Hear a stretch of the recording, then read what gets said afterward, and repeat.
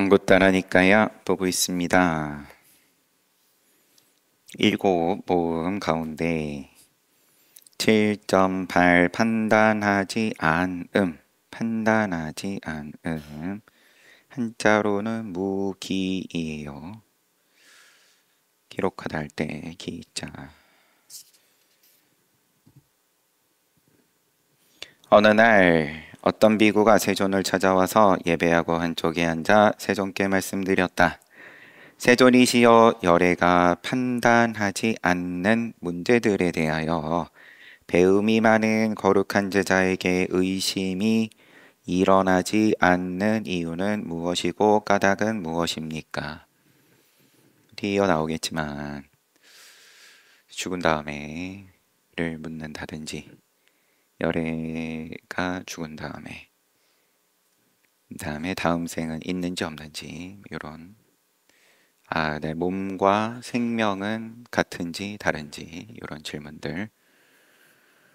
비구여, 이론이 소멸했기 때문에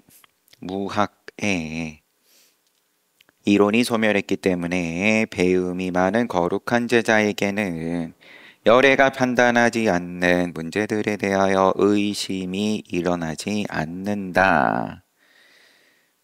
비구여, 열애는 사후에 존재한다 라고 생각하는 것은 이론에 빠진 것이다. 이론이고 집착이고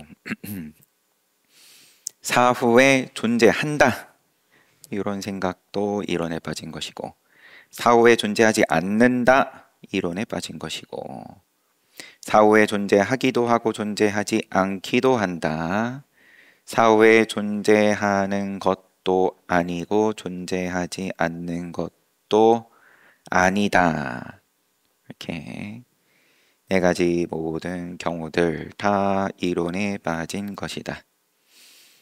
비구여, 배우지 못한 범부는 이론을 통찰하지 못하고 이론의 쌓임을 통찰하지 못하고 이론의 소멸 통찰하지 못하고 이론의 소멸에 이르는 길 통찰하지 못한다. 그에게 이론이 늘어난다.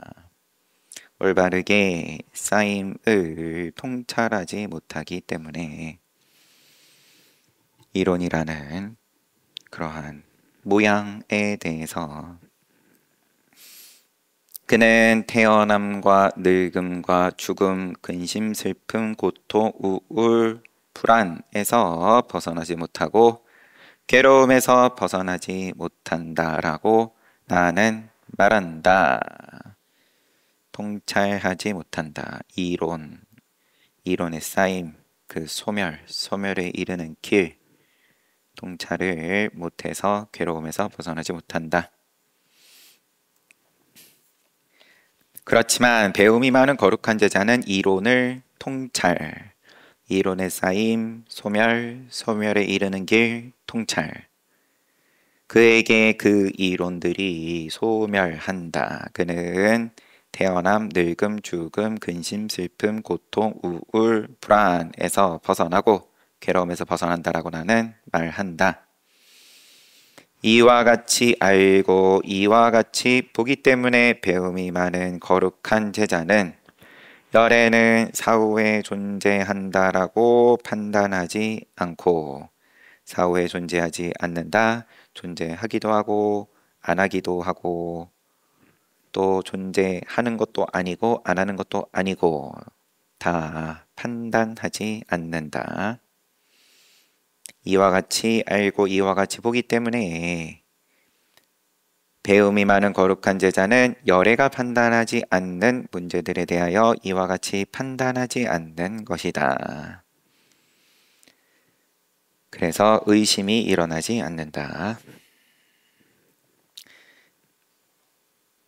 이와 같이 알고 이와 같이 보기 때문에 배움이 많은 거룩한 제자는 열애가 판단하지 않는 문제들에 대하여 놀라지 않고 동요하지 않고 흔들리지 않고 두려워하지 않는다.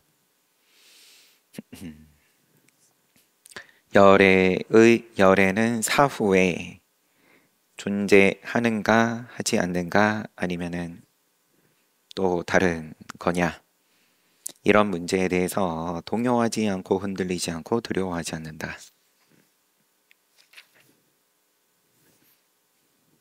비구역 열애는 사후에 존재한다라고 생각하는 것은 갈에 에에 빠진 것이고 관념에 빠진 것이고 상상한 것이고 희론을 한 것이고 취에 빠진 것이고 후회할 일이라오. 사후에 존재하지 않는다.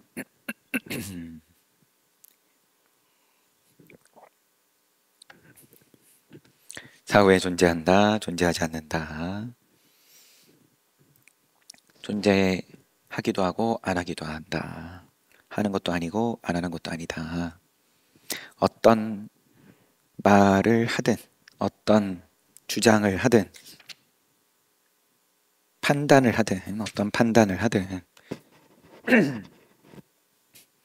그것은 가래이고 관념에 빠진 것이고 상상한 거고 희론이고 취에 빠진 것이고 후회할 일이다. 배우지 못한 본분은 후회할 일을 통찰하지 못하고 이론의 쌓임, 이론의 소멸에 이르는 길 통찰하지 못하고 그에게 후회할 일이 늘어난다. 후회할 일이다. 후회를 예약한다. 나중에 다 대가를 지불해야 된다. 청구서가 날라오는데 사후에 존재한다라고 자꾸 단어가 사후에 존재한다라고 판단을 해도 청구서가 날라오고 존재하지 않는다 그래도 청구서가 날라오고 다 빚지는 건데 내가 뭐 상식적인 불선업이다. 생명을 죽이고 남의 것을 도둑질하고 삿된 음행을 하고 거짓말하고 등등 그래 그런 거는 나중에 내가 그 과보를 받겠지. 요거는 알겠는데 긍정이 되겠는데 그래서 나쁜 짓 하지 말고 착하게 살아라는 알겠는데 왜 이 판단 하나가 이것도 그러면은 빚으로 돌아오는 거냐? 사후에 죽은 다음에 한번 떠올려 봤고 또 재미도 있고 아니면은 뭔가 좀 두려움도 있을 수도 있는 거고 네, 그런 것이 반영이 돼가지고 각종 뭐 영화든 문학이든 예술이든 음악으로서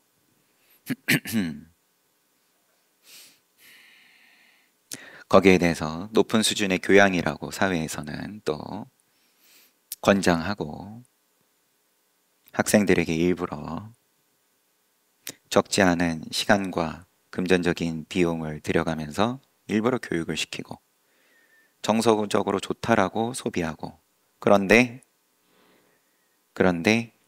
다 청구서가 날라온다. 복이고 공덕이 될 거라 생각해서 내가 노력을 했더니만은 그게 빚이다. 후회할 일로 돌아온다. 배우지 못한 본분은 후회할 일을 통찰하지 못하고 후회할 일, 후회로서 돌아올 그러한 고민이든 법담이든 뭐 논쟁이든 그러면서 열애가 깨달으면 그러면은 죽은 다음에 존재한다고 주장을 하든 하지 않는다고 주장을 하든 기타 여러 가지로 주장을 한번 일으켰으면은 이게 후회로 돌아온다는 걸 통찰하면서 하면 그러면은 나중에 청구서 왔을 때 아, 내가 요렇게 지금 갚아야 될 빚이 있지 할 수 있는데 통찰하지 못하고 아무 생각 없이 열심히 카드를 긁는다. 통찰하지 못하고 이론에 쌓임 소멸에 이르는 길 통찰하지 못하고 후회할 일들이 늘어난다. 아주 눈덩이처럼 불어난다.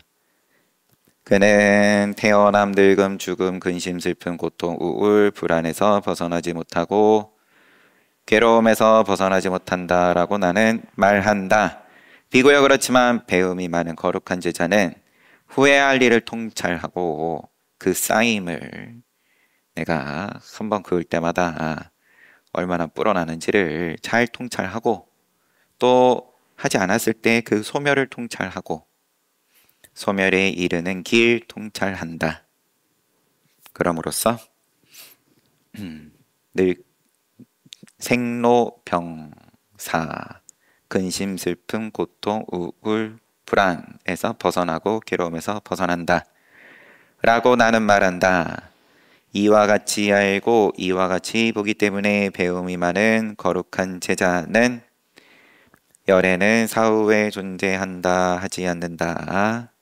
또 이렇다 저렇다 판단하지 않는다. 비고야 이와 같이 알고 이와 같이 보기 때문에 배움이 많은 거룩한 제자는 판단하지 않는 부처님께서 열애가 판단하지 않은 문제들에 대해서 놀라지 않고 동요하지 않고 흔들리지 않고 두려워하지 않는다. 이것이 열애가 판단하지 않는 문제들에 대하여 배움이 많은 거룩한 제자에게 의심이 일어나지 않는 이유이고 까닭이다.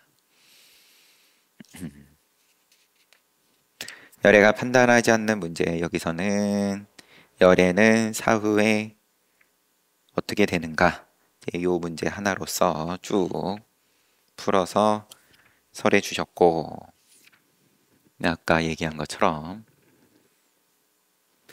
죽은 다음의 문제가 이제 부처님의 사후의 문제, 그 다음에 아라한으로서 또 한 가지였고, 그 다음에 몸과 생명, 역시나 죽음과 관련된 질문인 거죠. 죽은 다음에 뭔가 나라고 할 만한 그런 생명이라고 부르든 뭐라고 부르든 그게 있다, 존재한다. 그럼으로써 다음 생으로 윤회한다. 그러면 부처님 가르치면서 맞는 거 아니냐? 인과법 말씀하셨으니까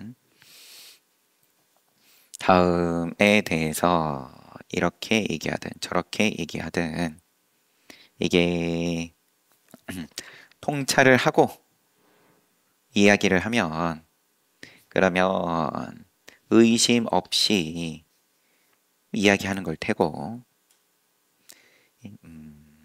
어느 것 하나가 맞고 나머지는 틀리고 어느 것 하나는 내가 거머쥐고 나머지는 꽃표치고 이런 것들이 다 괴로움으로 돌아온다. 모양을 한번 세워버린 거다. 7.9 안에 한때 세존께서 기원정사에 머무실 때 가사수하시고 바로 지니고 아나따핀띠가 장자의 집에 가셨습니다.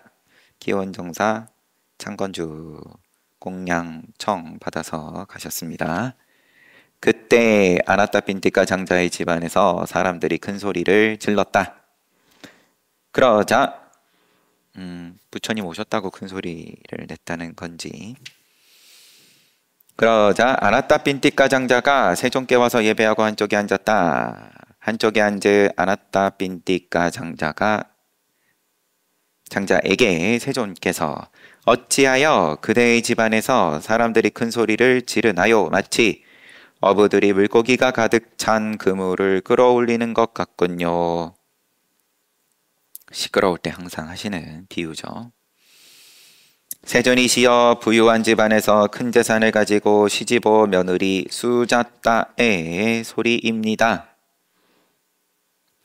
딸 둘이 있었고 아들 하나가 있었고, 딸 둘은 가업을 물려받을 만큼 훌륭한 자식들이었는데, 아들 하나는 그렇지를 못해서 한량처럼 지내는 것을 방편을 써서 제1날 수계를 하는 자리에 넣고 가가지고 정사에 가서 행사에 동참하면 용돈 줄게, 이런 방법으로써 부처님 법을 들을 수 있게 인연 맺어 줘가지고 나중엔 또 달라졌다. 스스로 창피함을 알고 그러고 과위에 오르는 것까지 나왔었죠. 근데 지금 며느리 수잣다의 소리입니다. 그럼 그 아들의 짝지 이야기인 모양입니다. 그녀는 시어머니를 모시지 않고 시아버지를 모시지 않고 남편을 모시지 않습니다. 아들이나 며느리나. 그녀는 세존도 공경하지 않고 존중하지 않고 존경하지 않고 공양하지 않습니다. 그러자 세존께서 그 집의 며느리 수잣다를 부르셨다. 수잣다여 이리 와 보겠는가. 그렇게 하겠습니다. 세존이시여. 그 집의 며느리 수잣다는 세존께 대답하고 세존께 와서 예배한 후에 한쪽에 앉았다. 한쪽에 앉은 수잣다에게 수잣다여 7부류의 아내가 있다. 그 7은 어떤 것인가?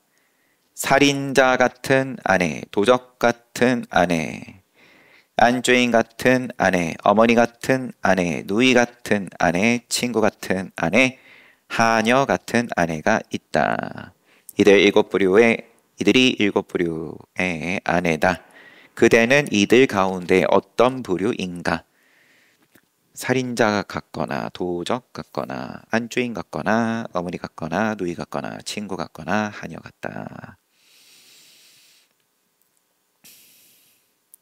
세존이시여, 저는 세존께서 간략하게 하신 말씀의 의미를 자세하게 이해하지 못했습니다. 부디 세존께서는 저에게 세존께서 간략하게 하신 말씀의 의미를 자세하게 이해할 수 있도록 가르침을 주십시오. 그렇다면 그대는 듣고 잘 생각해 보도록 하라. 내가 이야기해 주겠다. 그러면서 사악한 마음을 품고 친절하고 연민하는 마음이 없고 딴 남자에게 빠져서 남편을 무시하고 재물을 받고 모험을 팔면서 남편을 죽이는 일에 열중하는 이런 아내를 살인자 같은 아내라고 한다네. 개송이에요 지금.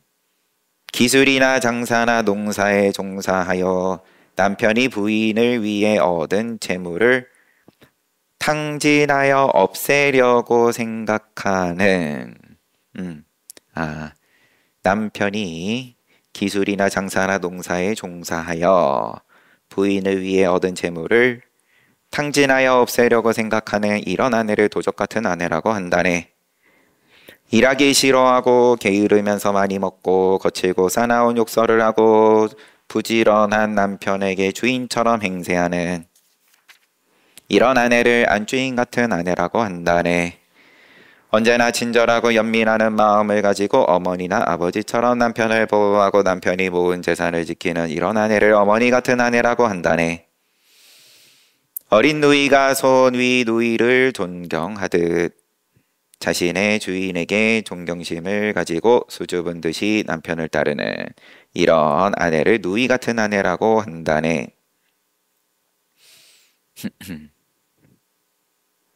멀리서 온 친구를 보면 기뻐하듯 남편을 보면 기뻐하며 훌륭한 계행을 갖춘 정숙한 아내, 이런 아내를 친구 같은 아내라고 한다네.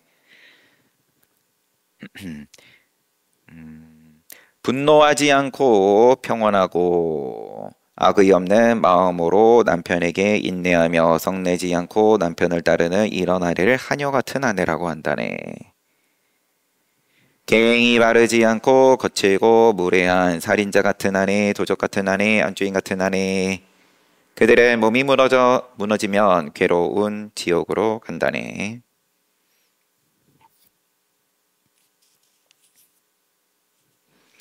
계행을 확립하고 오랜 세월 자신을 다스린 어머니 같은 아내, 누이 같은 아내, 친구 같은 아내, 하녀 같은 아내, 그들은 몸이 무너지면 행복한 천상으로 간다네.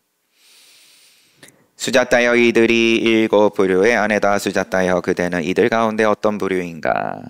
세존이시여, 세존께서는 오늘부터 저를 제 남편의 하녀 같은 아내로 기억해 주십시오.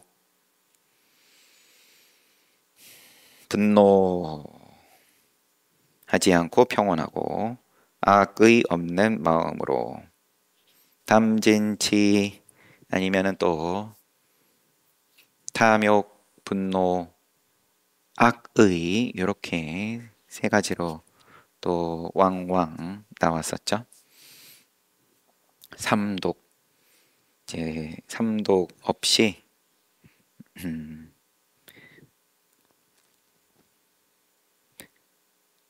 성내지 않고 남편을 따르는 이런 아내를 하녀 같은 아내라고 한다.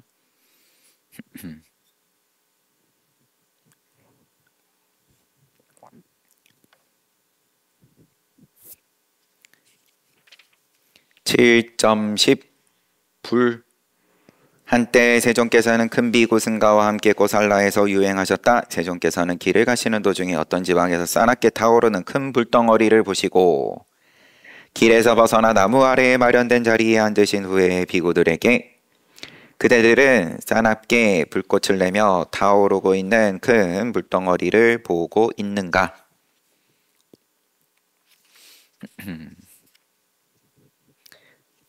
고살라에서 유행을 하시는 중에 큰 불이 난 걸 보시고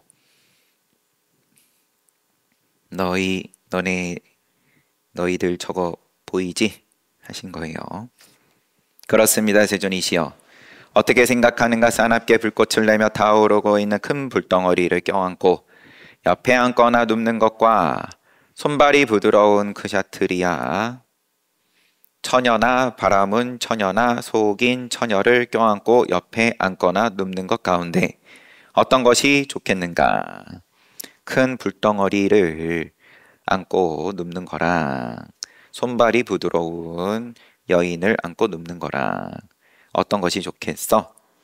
세존이시여, 손발이 부드러운 크샤트리아 바라문 또 평민 처녀를 껴안고 옆에 앉거나 눕는 것이 좋습니다.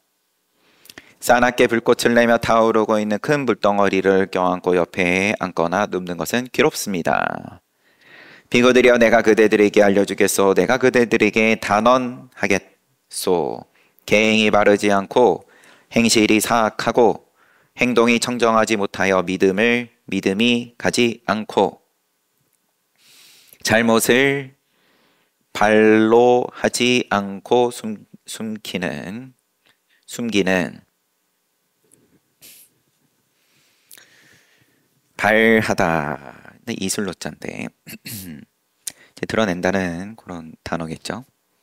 잘못을 발로 하지 않고 숨기는 사문이 아니면서 사문 행세를 하고 바라문이 아니면서 바라문 행세를 하고 청정한 수행자가 아니면서 청정한 수행자 행세를 하고 속은 썩어서 탐욕으로 가득 찬 성품이 청정하지 못한 비구에게는 싸납고 불꽃을 내며 타오르고 있는 큰 불덩어리를 껴안고 앉거나 눕는 것이 더 좋을 것이오. 그 까닭은 무엇인가? 비구들이여, 그는 그로 인해서 죽을 지경에 이르거나 죽을 정도로 고통을 겪게 되겠지만 불을 껴안으면 그 때문에 몸이 무너져 죽은 후에 괴롭고 험난하고 고통스러운 지옥에 태어나지는 않을 것이요. 계행이 바르지 않고 행실이 사악하고 행동이 청정하지 못하여 믿음이 가지 않고 잘못을 숨기는 사문이 아니면서 사문 행세를 하고 바라문 아니면서 바라문 행세하고 청정한 수행자 아니면서 청정한 수행자 행세를 하고 속은 썩어서 탐욕으로 가득 찬 성품이 청정하지 못한 비구가 손발이 부드러운 그샤트리아 바람은 평민 처녀를 안고 옆에 앉거나 누우면 그는 오랜 세월 동안 이익 없고 괴로움을 겪게 되며 몸이 무너져 죽은 후에는 괴롭고 험난하고 고통스러운 지옥에 태어난다. 비고들이 어떻게 생각하는가? 힘센 사내가 단단한 말총 노끈으로 두 다리를 묶고 비틀어서 피부가 찢어지고 가죽이 찢어지고 살점이 떨어지고 뼈가 부서지고 골수가 흘러나오는 것과 그샤트리아 부호, 바람은 부호, 평민 부호에 예배를 받는 것 가운데서 어떤 것이 좋겠는가?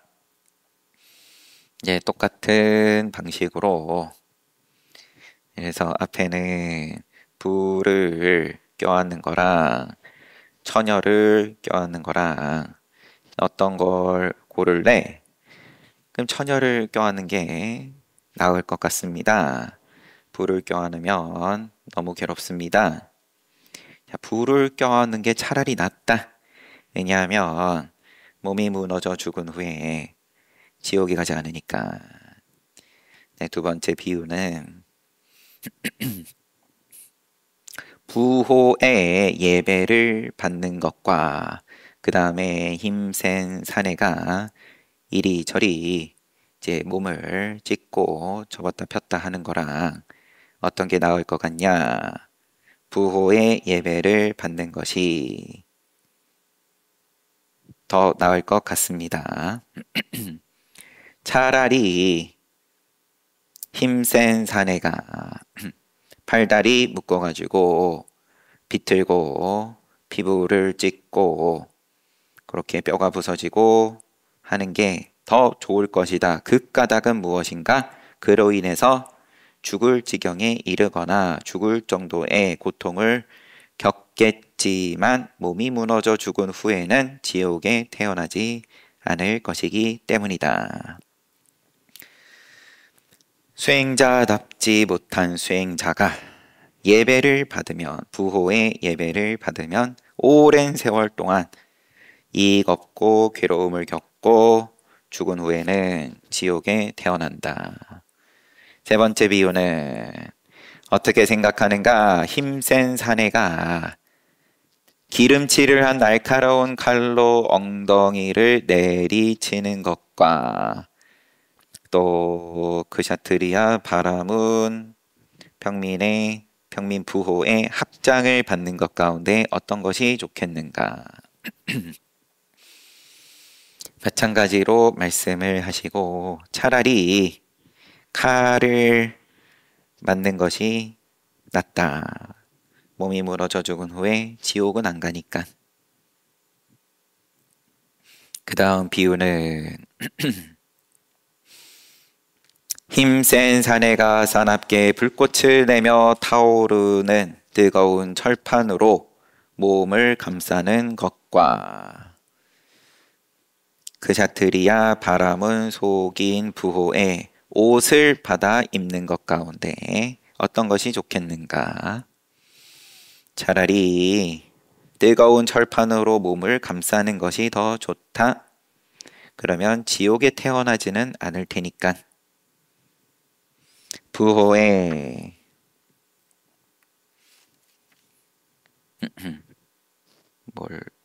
옷을 받아 입는 것은 청정하지 못한 수행자가 부호의 옷을 받아 입는 것은 지옥에 간다. 또 이어져요 비유가.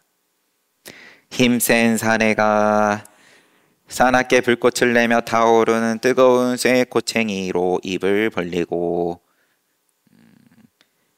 뜨거운 놋쇠 구슬을 입속에 집어넣어서 그래서 이게 뱃속을 다 태우는 것과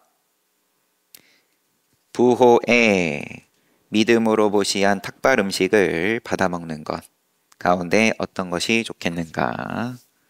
비교해서 차라리 뱃속이 다 타는 게 낫다. 청정하지 못한 수행자가 탁발 음식을 받아먹는 것보다. 또 힘센 사내가 머리나 어깨를 잡고 뜨거운 무쇠 침대, 무쇠 의자에 앉히거나 눕히는 것과 부호가 믿음으로 보시한 침대나 의자를 받아서 사용하는 것 가운데 어떤 것이 좋겠는가? 계속 이리저리 불태우는 거예요.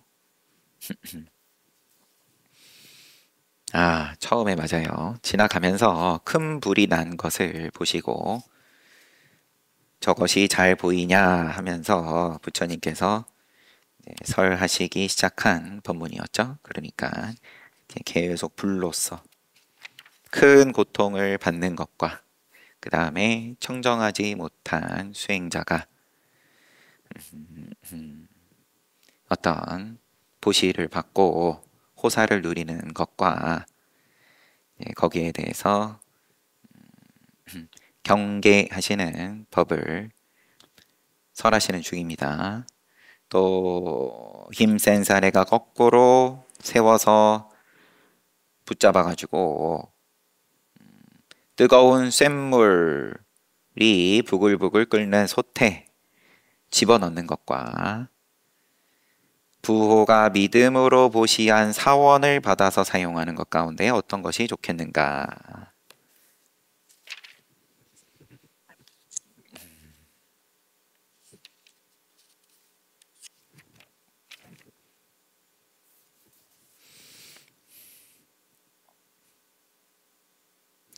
비구들이여 그러므로 그대들은 이와 같이 공부해야 한다오.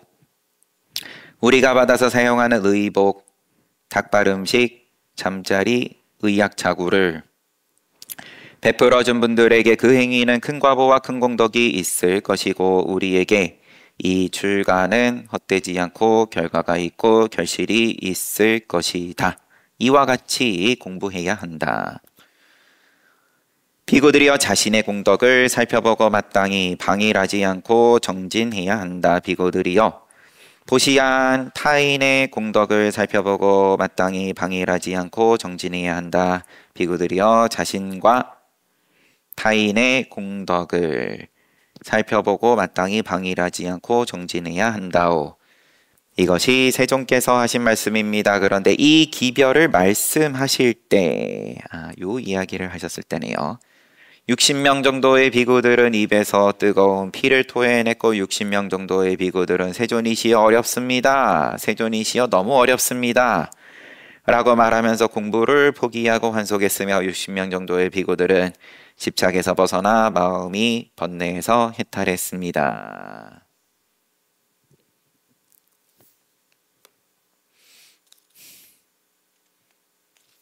여기서는 60명은 입에서 뜨거운 피를 토했다 라고 돼 있고 60명은 그 자리에서 죽었다 이렇게 되어 있던 것도 본 적이 있는데 여튼 뜨거운 피를 토하거나 아니면은 중도에 그냥 그만두거나 지옥 가느니 못하겠다.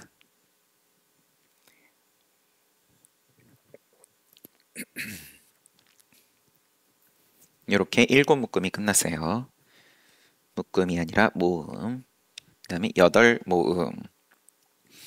8.1 자애.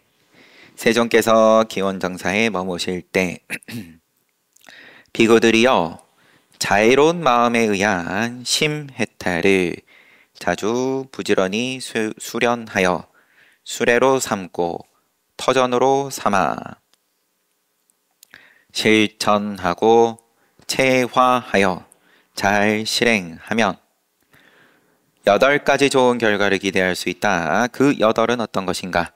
그것은 편히 잠들고 편히 깨어나고 악몽을 꾸지 않고 사람들이 좋아하고 비인들이 좋아하고 천신들이 보호하고 불이나 독이나 칼이 해치지 못하고 더 높은 세계는 성취하지 못해도 범천의 세계에는 도달하는 것이라오. 열반법을 눈 열지는 못하더라도 천상은 최소한 천상이다. 인과법으로서 결과는 보장돼 있다. 자애로운 마음을 자주 부지런히 수행하면 비구들이여 자애로운 마음에 의한 심해탈을 자주 부지런히 수련하여 수레로 삼고 터전으로 삼아 실천, 체화 잘 실행하면 이와 같은 8가지 좋은 결과를 기대할 수 있다. 편하게 잠 자고 일어날 때 편하고 악몽 꾸지 않고 사람들이 좋아하고 비인들이 좋아하고 천신들이 보호하고 불독할 이러한 나쁜 과보가 없고 그리고 최소 천상이다. 범천이다. 8.2 세간법 록가담마 비구들이여 8가지 세간법이 세간을 움직이고 세간은 8가지 세간법 안에서 움직인다. 어떤 것인가? 이익과 손해, 명예와 불명예, 비난과 칭찬, 즐거움과 괴로움이라오. 물질과 명성과 비난과 칭찬이면 명예, 불명예, 비난, 칭찬, 즐거움, 괴로움. 비구들이여 배우지 못한 범부에게도 이익, 손해, 명예, 불명예, 비난, 칭찬, 즐거움, 괴로움이 생기고 배움이 많은 거룩한 제자에게도 이러한 8가지 생긴다. 늘 왔다 갔다 하는 건데 비구들이여 거기에서 구별되는 점은 무엇이고 범부와 배우지 못한 범부, 배움이 많은 거룩한 제자 뭐가 달라지냐 그러면 여기서 뭐 늘 하신 말씀이지만 또 명시하시는 바가 그러면 배움이 많은 거룩한 제자 수행을 열심히 하면 수행을 열심히 해도 역시나 이 8가지 세간법이다. 어쨌든 세간에서 몸이 굴러가고 있으니까 구별되는 점이 무엇이고 차이는 무엇인가? 배움이 많은 거룩한 제자가 배우지 못한 범부와 다른 점은 어떤 것인가? 비구들이여 배우지 못한 범부에게 이익이나 손해, 명예, 불명예, 비난, 칭찬, 즐거움, 괴로움이 생기면 그는 나에게 생긴 이 8가지는 무상하고 괴로운 변역법이다. 변한다. 지속하지 못한다. 라고 성찰하지 못하고 무상을 성찰하지 못한다. 나에게 생긴 이익, 손해, 명예, 불명예, 비난, 칭찬, 즐거움, 괴로움은 무상하고 괴로운 변역법이다 라고 있는 그대로 통찰하지 못한다. 성찰하지 못하고 이익, 손해, 나에게 생긴 그거를 성찰하지 못한다. 그리고 있는 그대로 통찰하지 못한다. 그대로 우선 보는 것부터 첫 걸음부터를 못한다. 그에게 이익, 손해, 명예, 불명예, 비난, 칭찬, 즐거움, 괴로움이 마음을 사로잡고 머문다. 그에게 생긴 이 8가지가 마음을 사로잡고 머문다. 그는 이익이나 명예나 칭찬이나 즐거움이 생기면 순응하고 손해, 불명예, 비난, 괴로움이 생기면 배척한다. 순응하거나 배척하는 것이 성찰하지 못하고 있는 그대로 통찰하지 못했을 때에 나오는 거다. 마음을 사로잡힌 모습이다. 순응해도 사로잡힌 거고 배척해도 사로잡힌 거고 그는 이와 같이 순응과 배척에 빠져들기 때문에 태어남, 늙음, 죽음, 근심, 슬픔, 고통, 우울, 불안에서 벗어나지 못하고 괴로움에서 벗어나지 못한다. 라고 나는 말한다. 수능하고 배척하느라 바빠서 수능과 배척이 곧 괴로움에서 벗어나지 못하는 거다. 괴로움에서 벗어나고 싶어서 좋은 건 안 괴로운 쪽으로 수능하고 괴로운 쪽으로는 열심히 배척하는데, 그런데 그게 이제 괴로움에서 뺑뺑 도는 거다.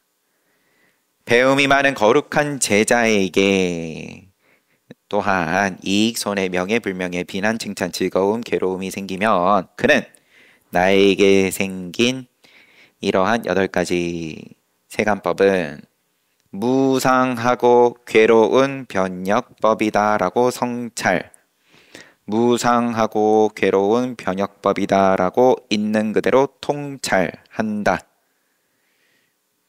그는 8가지 세간법에 마음을 사로잡고 물지 않는다. 그 8가지 세간법이 마음을 사로잡고 물지 않는다. 그는 이익, 명예, 칭찬, 즐거움이 생겨도 순응하지 않고 손해, 불명예, 비난, 괴로움이 생겨도 배척하지 않는다. 이와 같이 순응과 배척에 빠져들지 않기 때문에 태어남, 늙음, 죽음, 근심, 슬픔, 고통, 우울, 불안에서 벗어나고 괴로움에서 벗어난다고 나는 말한다. 이것이 이제 배움이 없는 범부와 배움이 많은 거룩한 제자 사이에 구별되는 점, 또 차이, 또 다른 점이라오.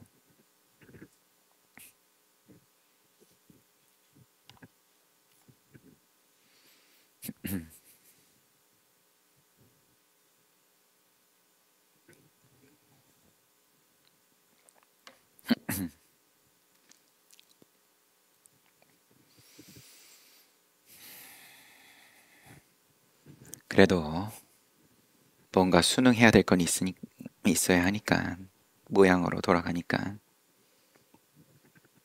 그래서 차선책으로 스케줄에 수능한다. 요 시간 되면 요거 하고, 또 요 시간 되면 요거 하고, 쉬는 시간 됐으니까 수능하겠습니다. 쉬었다 정진합시다.